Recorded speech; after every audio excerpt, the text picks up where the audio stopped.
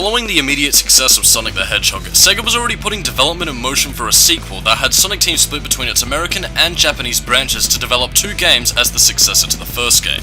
The American branch was a collaboration between Sonic Team's own Yuji Naka and Hirokazu Yasuhara, alongside the Sega Technical Institute, who would be responsible for creating Sonic the Hedgehog 2 under the guidance of the two Sonic Team members. As for the Japanese branch, more on that next time. During the development cycle throughout 1992, a prototype of Sonic the Hedgehog 2 was leaked on a Chinese GeoCities website, which at the time was widely distributed, and that soon came to be known as the Simon Y prototype. Interestingly enough, there were 4 zones in the Simon Y prototype that didn't make it into the final game. These zones are Wood Zone, a level that, by the looks of things, I'm actually really saddened it didn't make it into the final cut. Hidden Palace Zone, a concept and zone that would later be reworked for Sonic and Knuckles. Dust Hill Zone, a desert level, and the one that I swear the music for Hilltop Zone was initially intended for, but ultimately this level was scrapped. And last but not least, of course, is Genocide City. Now, while I do think something like this would have been amazingly cool to add into the game and a totally dark thing to throw in, unfortunately, it was cut because apparently Sega thought kids were absolute pussies,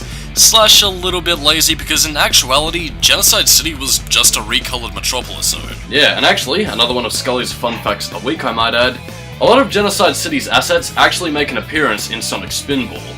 And so, on November 21st, 1992, Sonic the Hedgehog 2 took the world by storm as the Blue Blur spin dashed his way into success, with many fans claiming this to be the best Sonic game of all time. So our plot kicks off shortly after the events of the first Sonic the Hedgehog, where in the time between Sonic 1 and 2, he acquired a biplane that he dubbed the Tornado, and has since been travelling across the world, renowned as a hero for his exploits in fighting Dr. Eggman. And just like last time, I'm drawing from the Japanese canon of the game, so I'll be translating from the Japanese manual of Sonic 2. Along the way of one of his impulsive adventures, Sonic suddenly discovered the island. It was a small island with pleasant green fields of grass that spread throughout it. Alright, time to take a little break. Drawing an arc of white exhaust, Sonic slid his favorite plane, the Tornado, down towards the island's silhouette, and almost as if it was following him, a shiny little figure came down and suspiciously disappeared on the other side of the island. They say that a very long time ago, the people of this island used mysterious stones to advance their civilization, and they achieved great prosperity. However, when those people tried to use the stones in the wrong way, their prosperity vanished overnight. After that, they say that the gods had sealed the stones away somewhere on the island. Okay, usually I wouldn't break character for this, but, Sonic Team? Could we get a game about this? Because the way the Chaos Emerald is described here, it's actually pretty interesting and engaging, which is kinda shocking for a game made all the way back in 1992. One day, not long after Sonic had been on the island, Sonic noticed something tagging along to his rear. He turned around to see a little fox. When the fox realized he had been seen, he scurried into the shadows underneath the palm trees. But when Sonic turned and ran off, the fox followed behind him as fast as he could. After a while, Sonic said, "Well, he can do whatever he wants," and left it at that, not taking any particular interest in whatever the fox was doing. Miles Prower was the fox's name. Miles actually had 2 tails, which is why the animals on the island always called him Tails. They teased him a lot because of his 2 tails. But when he saw Sonic come to the island, he changed. "I want to be cool too," he resolved. After that, he started tagging along behind Sonic for all the hours of the day. Then came that one early afternoon. Miles found a beautiful plane down at the beach. Miles loved all sorts of machines and vehicles. He practically tripped over himself running towards the plane, that slim fuselage, and those wings that could cut like a knife. Fascinated by this beautiful craft, Miles ran around to see the other side, and there he stopped dead in his tracks. Sonic was taking a nap underneath the wing. Miles turned right around and went back to the other side of the plane. And then it happened. A flash shone off in the woods. Then came an enormous explosion, and up rose a pillar of fire after it. Shards of rock, pieces of tree came showering down from the sky. Miles, who had narrowly escaped being blown away by crawling under the plane, opened his eyes. Reflected in them was the burning red of the forest, and robots digging into the ground as though they were looking for something. Miles couldn't figure out what was happening. The explosions continued ceaselessly, and the island was blanketed in flames. Miles was at a loss as he looked on. Then he felt the presence of somebody standing next to him. He looked over, and there was Sonic glaring at the burnt forest. Eggman, you bastard! And to think people bitched at Shadow for being the first one to curse in a Sonic game, when in actuality Sonic has been cursing since 1992. Oh, but don't worry, I'm sure it's okay when Sonic does it. Sonic had kicked up the sand and ran off into the forest. Something had started. Something truly incredible. This was the hunch that Miles had as he reflexively took off in the same direction as Sonic. From the forest echoed that all-too-familiar, vulgar laugh. It's him, the one and only Dr. Eggman. I found it at last! The place where the Chaos Emeralds sleep! Following Sonic worked out perfectly. Now, I will be able to finish my ultimate weapon, the Death Egg. I'll be waiting for you, Sonic. This time, my friend, I will beat you, and all the Chaos Emeralds will be mine. Then, I shall conquer the entire world! Yeah-ha-ha-ha-ha! The stage is set. Now it's time for you to bring the curtain to a close on this adventure, once and for all. If Sonic the Hedgehog 2 was ever to get the Resident Evil remake treatment, I would really love to see this story brought to the forefront because this story is actually pretty cool. I'm serious, for something that was just thrown into the manual, after first reading this summary, I found myself not only engaged to play the game, but also intrigued by the lore of the Chaos Emeralds. I mean, it was really interesting to see how the people of West Side Island were destroyed by their misuse of the Chaos Emeralds, which, to me, it really does big up how powerful Super Sonic is when you consider that Sonic can control the Chaos Emerald's energy. I mean, hell, it's certainly a lot more enthralling than Sonic 2's story in the US manual, which can basically be summed up as Sonic meets Tails and they fight bad guys at the end. But one similarity that's shared by both of them is that Tails looked up to Sonic. In the Japanese manual, it's portrayed much in the same way as it is in Sonic Adventure and Sonic X, where Tails was bullied and then saw Sonic as a pretty cool guy who doesn't afraid of anything, and decided to follow him because why the fuck not? And in the American manual, it stated that Tails looked up to Sonic since infancy, and as such wanted to be just like him, so, like in the Japanese canon, decided to follow him. And I do honestly think that if Sonic 2's story was done today, with, you know, cutscenes and all that kind of stuff, it'd probably have a few scenes of the two forming the brotherly bond that they have today, but honestly, it was after reading the Japanese manual that I really think that Sonic 2 does have a pretty decent story, all things considered. Not that the Sonic team of today would probably ever do anything with it, but if anything counts, it'd probably be the Japanese canon in my book. Anyway, after traversing across West Side Island and stopping Dr. Eggman at every turn, Sonic and Tails soon take to the skies, with Tails piloting the tornado, while Sonic precariously rides across the wings to defend Tails from any airborne enemies who try to take him out. But disaster strikes as Sonic approaches Eggman's wing fortress as a laser hits the tornado. Tails and the biplane seemingly go spiraling down to their deaths. Sonic, who I can only assume is seeking cold-blooded vengeance for Tails' death, finds Eggman, who quickly escapes, where it's revealed that Tails had actually survived the crash, and has constructed an engine out of what I can only guess is the destroyed remains of Eggman's robots, and he helps Sonic to grip onto Eggman's space shuttle, which launches him into space, where he then arrives at the Death Egg. Although, one thing that I have always wondered is, what exactly is the Death Egg supposed to do? I mean, sure, it's obviously a homage to the Death Star from Star Wars, and I'm guessing it was probably just there to serve as Eggman's base with a planet-decimating laser, but we never actually do get to see it do anything in the games, which kinda saddens me. Moving things along is Dr. Eggman pitting Sonic against Silver Sonic, a robot duplicate which would serve as a precursor to, well, more on that later. After defeating Silver Sonic, Eggman confronts Sonic one last time with his ultimate creation, the Death Egg robot. And much like last time, throughout the last two boss fights, you're fighting Eggman and Silver Sonic with no rings, which, just like Sonic 1, makes for a really intense boss fight.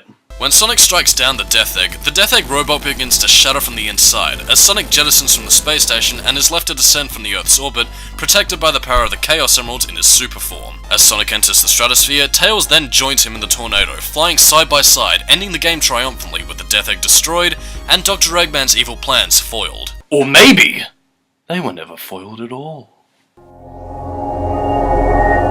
As I stated before, in terms of the overall plot when initially writing this review, I initially just saw Sonic 2's story as just Sonic fights bad guys with Tails, the end. But after reading the Japanese manual and seeing all this plot and lore about the game expanded upon to a small degree, I'm actually quite impressed with Sonic 2's story. I mean, when you take into consideration how in a Mega Drive game where plot is practically non-existent outside of an arbitrary reason to play the game, the small additions to the lore involving the destruction of the people of West Side Island and the Chaos Emeralds tying into that, it's actually kind of dark. Although there is an alternative ending to this game which I must admit I kind of prefer. This ending is achieved if you don't go out of your way to collect the Chaos Emeralds, and it has Sonic falling through space, somehow not burning up in the atmosphere, plummeting to his death until Tails swoops in with a tornado and rescues him.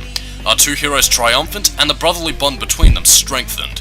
Which, honestly, had this story been done today, I can only guess that at this point, it would be where Sonic decides to have Tails join in on his adventures. It's not that big of a change, but one that I feel is a more touching note to end the game on. Onto the gameplay side of things, Sonic the Hedgehog 2 gameplay-wise functions similar to the first game in that you can roll into a ball, jump, collect rings, etc. However, this time, Sonic has a new trick up his sleeve, which is of course the spin dash. By holding down and then pressing the X button, Sonic can curl up into a ball and launch himself at a high velocity, giving him an instant burst of speed, which is a tremendous improvement compared to the sluggish movement of the first game, and it certainly does a lot to help keep the pace. Speaking of pace, much of the level design this time around has seen significant improvements since Sonic 1, with the levels this time around being more revolved around the physics-based gameplay that many Sonic fans love to blow their loads over. The increase of loops, slopes, and the introduction of dash panels, all of which bring speed to the forefront and allow it to mesh a lot better with the platforming, and as it stands by comparison to its predecessor, this is a vast improvement. As far as my criticisms for Sonic 2 are, there aren't really that many, but there are a few rough patches which keep Sonic 2 from being my favourite game in the classic series. For one thing, while most of the levels in this game have a pretty solid and nice difficulty curve, a significant spike comes with two levels in particular, Oil Ocean Zone and Metropolis Zone. And I hate both of them for the exact same reasons. Poor enemy placement. Now granted, yes, enemies are supposed to hinder your progress and stop you from trying to kill their boss. But the placement of slicers and shell crackers are so tight that in many cases there's only a sliver of a chance that you can avoid getting hit, because otherwise you're doomed to take cheap hits, and that's all because of inconvenient enemy placement. Oil Ocean Zone, while being the lesser of two evils, has this to a lesser degree with the seahorse and octopi enemies, but this has this combined with a more traditional platformer design falling back on old habits, with Sonic 1's structure being a lot more platform focused, just like Spring Yard Zone. In terms of level design, Metropolis Zone is similar, however the inclusion of inclines and half-pipes make this structure slightly better, but as I stated earlier, the poor enemy placement leaves much to be desired in this case. That, and considering the 3-act structure of Metropolis Zone compared to the rest of the game by reducing the number of acts per zone to 2, it makes Metropolis Zone lag by comparison, and if they really needed Genocide City Zone to be cut, then they might as well have cut out the middleman and removed Act 3 of Metropolis Zone altogether. But other than that, the levels from Sky Chase Zone onwards get things back on track, and the overall gameplay experience from this point is a pretty enjoyable one. But it's not over yet, for you can play as Sonic's two-tailed buddy, Miles Prower. Or Tails if you're Canadian. This is more of a nitpick if nothing else, but why can't Tails fly? I mean, we can see it during the gameplay when the player is controlling Sonic, but when you play as Tails, the flying ability is mysteriously gone. Not only that, but even in the two-player mode which this game has, Tails flying the moment the player tries to import player 2 control, he or she won't be able to have Tails take flight unless of course he's being controlled by a computer. Again, minor nitpick, but why show him flying during the gameplay if we can't do it when we're playing as him? One last gameplay aspect to talk about is the inclusion of special stages, and this is the means in which you'll be able to obtain the Chaos Emeralds. And unlike last time, they are even more annoying. Gone are the drug-induced special stages of Sonic 1, and in their place, you have a marked speed section where Sonic runs around a half-bike structure collecting a set number of rings and jumping to avoid bombs, which will subtract rings and ultimately prevent Sonic from gathering the Chaos Emeralds. But to be completely honest with you all, I really hate these kinds of special stages in particular. Now again, maybe this is just me sucking at the game, but these special stages control-wise feel way too loose for me to have complete control over Sonic's movement, and as a result, the special stages by 4 and above, I find myself completely frustrated to the point of having to constantly go back and retry to the point where I just say fuck it and give up. And of course, with Sonic 2 being considered by many to be the best damn Sonic game ever made, clearly this means that they should also bring back these special stages in Sonic Heroes, Sonic 4 Episode 2, Sonic Rush, Sonic Generations 3DS. Why the fuck do people like this special stage format again? Now granted, I'm sure it's worth getting Super Sonic, but on a personal level, especially with the format of the special stages in Sonic 2, it bugs me to such a degree that I'm so glad that the main series after Sonic and Knuckles had completely done away with the special stage concept. Well, save one anyway. Overall, the gameplay experience of Sonic the Hedgehog 2 does what a good sequel should do. Take a look at what made the predecessor work, build upon that, while also taking a look at its flaws, pulling out the bullet, and then sealing up the wound. To put it simply, everything Sonic 1 did wrong with the slow-paced, blocky platforming and level design was changed to reflect Sonic's core speed-based gameplay without sacrificing the platforming level design as a result. Over to the technical side of things, one thing I forgot to mention last time about the first Sonic game, and something that is carried over to the sequels, is the expressiveness of the characters' animations. For example, there's Sonic impatiently tapping his foot when the player is just idle, or whenever Eggman gets hit, or when Sonic gets hit is indicated by a laugh or a panicked expression whenever his Eggmobile is being destroyed. It's a nice little detail that adds quite a bit of life for a game of the 16-bit era. Anyway, back on the topic of graphics, Sonic the Hedgehog 2 now looks much more polished and holds a significant shine compared to its predecessor. The soundtrack features the return of Masato Nakamura, and this time around, the music is a significant improvement over the forgettable tracks in Sonic 1. I mean, for one thing, I can actually remember more than 2 or 3 tracks in the game, and now I've pretty much memorized all of Sonic 2's tracks, and I do very much enjoy them, with only 2 tracks that I significantly dislike. The first would be Hilltop Zone, if only for how out of place it sounds, though personally I suspect that this track was initially meant for Dust Hill Zone, and the final boss theme. And as for nitpicky as this reason might be, I don't think it has the same kind of impact as the final zone's boss music from Sonic 1. Now, granted, it is serviceable as boss music, but it doesn't really give me the vibe that if I don't stop Dr. Eggman now, the world will be doomed. Unlike the Final Zone music, where the music really does add to the whole tension of the situation. And yes, I know I'm alone in this, but for as nitpicking as I might be, the Death Egg robot music is by no means bad musically, but it's more of a case of my personal taste as far as this matter is concerned. Overall, the technical aspects of Sonic the Hedgehog 2, much like the first game, do well to impress me and go above and beyond the expectations set by its predecessor, which makes it really easy to see why fans consider this one to be the best Sonic game of all time. And so, what are my final thoughts on Sonic the Hedgehog 2? It's pretty good. Do I think this is the best Sonic game ever made? Fuck no!